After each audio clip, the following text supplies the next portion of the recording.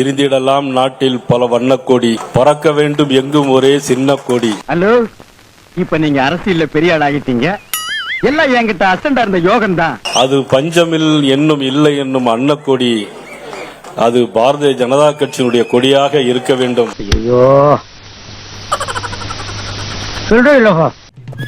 பஞ்சாயத்தடா முடிச்சு பாரு, நமக்காக அம்பட்டு பெண்ணும் பிள்ளை குட்டியோட வெயில்ல காத்து கிடக்குறாங்களே.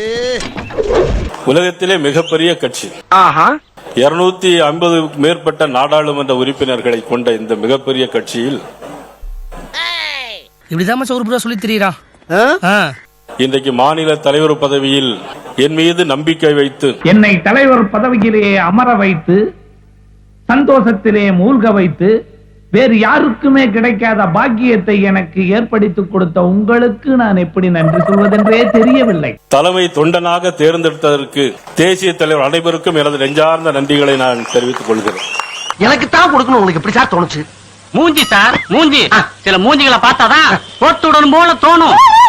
போட்டு விடணுமா? ஹெல்ப் பண்ண தோணும்னு சொல்ல வந்தேன். கொள்ளையர்களிடமிருந்து சுதந்திரத்தை பெற்று, ஒன் மோர் ரிப்பிட்டேஷன், கொள்ளையர்களிடமிருந்து சுதந்திரத்தை பெற்று, ஆனா பூரா தப்பு தப்பா எழுதிருக்கீங்க. தப்பு தப்பாவா? வெள்ளைக்காரன் எனக்கு கொள்ளைக்காரன் எழுதிருக்கீங்க.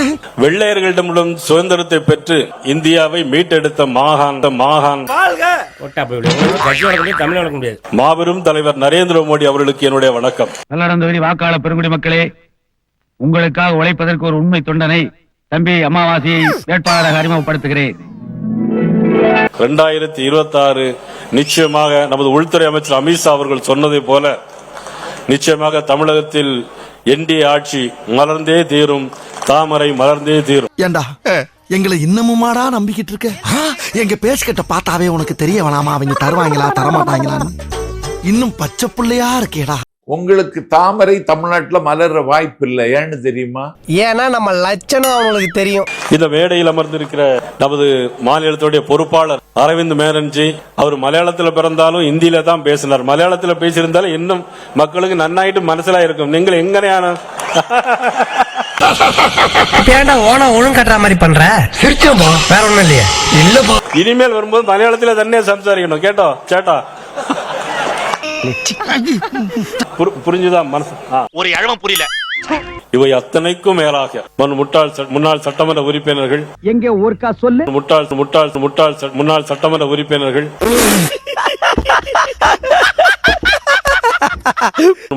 முன்னாள் சட்டமன்ற உறுப்பினர்கள் மென்டல் ஹாஸ்பிட்டல் கூட்டிட்டு போய் பிரெயின் எக்ஸாமினேஷன் பண்ண சொல்லுங்க. உண்மையாலுமே நல்லா இருக்காங்களா? ரெண்டு பிரெயினுமே, லெப்ட் பிரெயின் ரைட் பிரெயின் ரெண்டுமே ஃபங்க்ஷன் ஆகுதா? சுயநலவோட தான் இருக்காங்களா? 20 சீட்டு வாங்கினா கூட 4 சீட் நம்ம ஜெயிச்சோம். அன்னைக்கு 4 சீட்டு ஜெயிக்கிறோம். இனிமேல் வரக்கூடிய தேர்தல் 40 சீட்டுக்கு மேல ஜெயிப்போம். நயினார் சொல்றாரு, பாஜக 4 தொகுதி ஜெயிச்சிருக்கோம். இப்ப 2024 40 தொகுதி ஜெயிப்போம். நயினாரே ஜெயிக்க மாட்டார். இனி வரக்கூடிய தேர்தல 40 சீட்டுக்கு மேலே நிச்சயமா நமக்கு ஜெயிக்கிறதுக்கான வாய்ப்புகள் இருக்கிறது.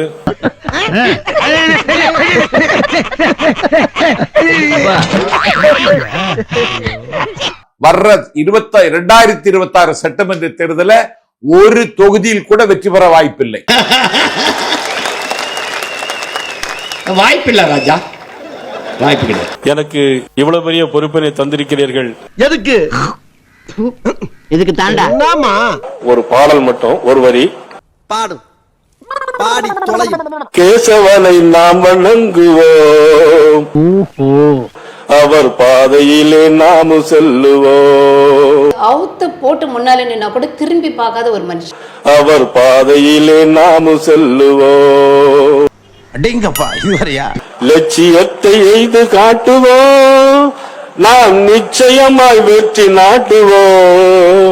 ஒரு பண்ண வேணாம் சரி, எல்லாம் சரக்கு போட்டு மூடிட்டு குப்புறப்படுத்துங்க. சிறுவயதில் சிங்கமென சீறி பாய்ந்தவர், சிறுவயதில் சிங்கமென சீறி பாய்ந்தவர், நோய் தீர்க்கும் மருத்துவத்தில் பட்டம் பெற்றவர். நாய் சங்கடப்படுதல, நீ கொடுத்தா சங்கடப்படுவேன், அதுக்காக நான் பாடாம இருக்க முடியுமா? நோய் தீர்க்கும் மருத்துவத்தில் பட்டம் பெற்றவர், தாய் நாட்டின் நோய் தீர்க்க சங்கம் தந்தவர். இன்னொரு கிட்னியை கூட எடுத்துக்கங்கடா. அவனை பாடுறதுன்னு பாட்ட சொல்லுங்கடா. கேசவனை நாம் வணங்குவோம், அந்த கேசவனை நாம் வணங்குவோம். எங்கேயோ போயிட்டா நீ, எங்கேயோ போயிட்ட.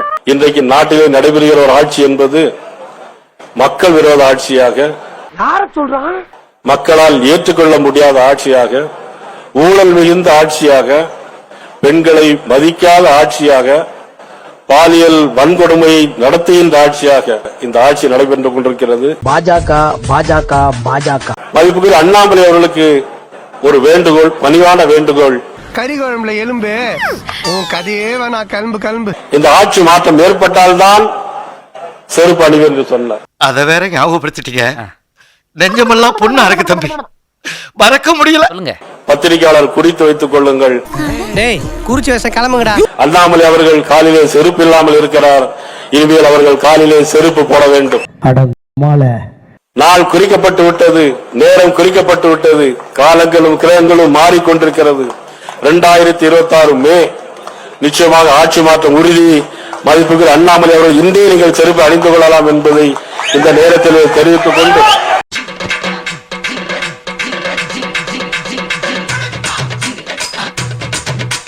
நாக்குல சுத்தம் இருக்கணும், சொன்ன வாக்க காப்பாத்தணும். நீ ஒருத்தனுக்கு பிறந்தவனாடா, இப்படி பொய் சொல்றேன்னு கேட்போமா கேட்க மாட்டோமா? அதனால மாநில தலைவர் நயினார் நாகேந்திரன் செருப்பை வாங்கி போடவும் வச்சுட்டாரு.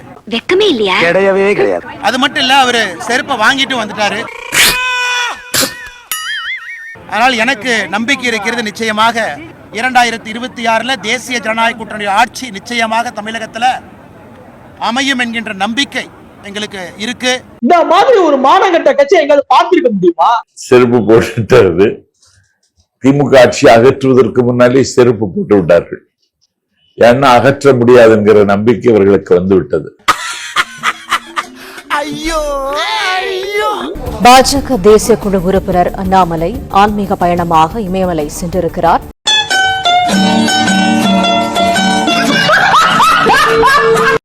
பொறாம ஏன்டா அப்படி இருக்கானுங்க?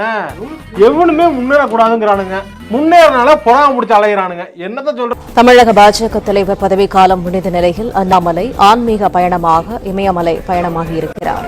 அதுதான் அடே காசி ராமேஸ்வரன் அடே போக வேண்டியதான். அதில் பாபா முத்திரை காட்டும் விதமாக அண்ணாமலை அவர்கள் இந்த போட்டோக்கு போஸ்ட் கொடுத்து அண்ணாமலை அவர்கள் இமயமலைக்கு சென்றிருப்பதாக அந்த பதிவில் சொல்லப்பட்டிருக்கிறது. அதாவது பில்டப் பீலா தான். ரஜினி மாதிரி ஒரு வராரு அரசியல்ல, அண்ணாமலையா. அவர் அண்ணாமலைன்னு படம் எடுத்தாராம். போயிடு, வேண்டாம், மீதிப்பட்டே சாவ போற நீ, உனக்கு நேரம் சரியில்லை, பெருச்சாடி செத்து நீ பார்த்ததே இல்லை, போயிடு, வேண்டாம். 10 ஆண்டுகள் குறைந்தபட்சம் இருந்தாதான் தலைவர் பதவிக்கு போட்டியிட முடியும், பாஜக உறுப்பினரா இருக்கணும் அப்படின்னு ஒரு நிபந்தனை அதுல இருந்துச்சு. ஆனா பார்த்தா அப்படி நயினார் 8 வருஷம் தான் தாக்கல் பண்ணாருங்கனால வந்து நிபந்தனை தளர்த்திட்டோம். டேய் களிமண்ணு மண்டையா, அங்க பார்.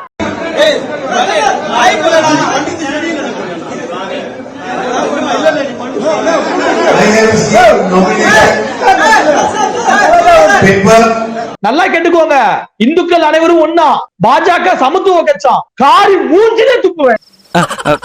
அப்பா கிளம்புறோம். ஸ்டார்ட் பண்ணு.